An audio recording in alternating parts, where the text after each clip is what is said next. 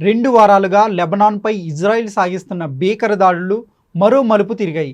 Israel తన route మార్చింది. దాడుల తీవ్రతను మరింత పెంచింది.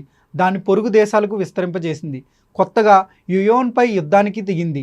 మిసైళ్లు, బాంబుల వర్షాన్ని కురిపించింది. నిన్నటి వరకు లెబనాన్ను ఊపిరి తీసుకొనివ్వలేదు ఇజ్రాయిల్. రాజధాని బీరుట్ సహా పలు ప్రాంతాలపై విరుచుకుపడింది. మిలిటెంట్ గ్రూప్ హిజ్బుల్లాను నామరూపాలు లేకుండా చేయాలనే లక్ష్యంతో వైమానిక దాడులు జరిగాయి. చివరకు ఇజ్రాయిల్ అనుకున్న లక్ష్యాన్ని సాధించింది. బీరుట్ దక్షిణ ప్రాంతంపై సాగిన వైమానిక దాడుల్లో హిజ్బుల్లా అధినేత హసన్ నస్రల్లా హతమయ్యారు. ఆయనతో పాటు సదరన్ ఫ్రంట్ కమాండర్ ఆలీ కర్కీ ఇతర కమాండర్లు కూడా మృతి చెందారు. హిజ్బుల్లాకు కంచుకోటగా భావించే దహియా ప్రాంతాన్ని నేలమట్టం చేసింది. ఇప్పుడు తాజాగా తన దాడులను యెమెన్కు విస్తరించింది ఇజ్రాయిల్. హౌతీ స్థావరాలపై విరుచుకుపడుతుంది. హౌతీ ఆధీనంలో ఉన్న పోర్ట్లు, విద్యుత్ కేంద్రాలను లక్ష్యంగా చేసుకుని ఈ దాడులు సాగాయి. ఈ ఘటనలో 10 మంది సాధారణ పౌరులు మరణించారు, పలువురు గాయపడ్డారు.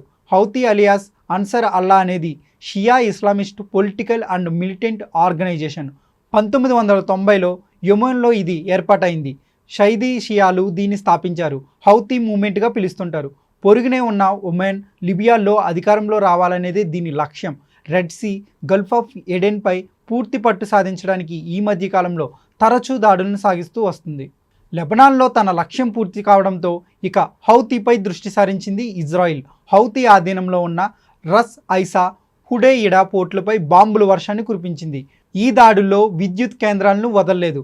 ప్రధాన ఆదాయ వనరుగా కావడం వల్ల పోర్టులను ఇజ్రాయెల్ టార్గెట్ చేసుకున్నట్లు చెబుతున్నాయి. ఇజ్రాయెల్ రాజధాని టెల్ అవీవ్లో గల బెన్ గురియన్ ఇంటర్నేషనల్ ఎయిర్పోర్ట్పై బాలిస్టిక్ మిసైల్స్ను సంధించినట్లు యెమెన్ ప్రకటించిన కొన్ని గంటల వ్యవధిలోనే ఈ దాడులు చోటు చేసుకోవడం ప్రాధాన్యతను సంతరించుకుంది. ఈ అటాక్ విజయవంతమైనట్లు ఇజ్రాయెల్ ఎయిర్ ఫోర్స్ ప్రకటించింది.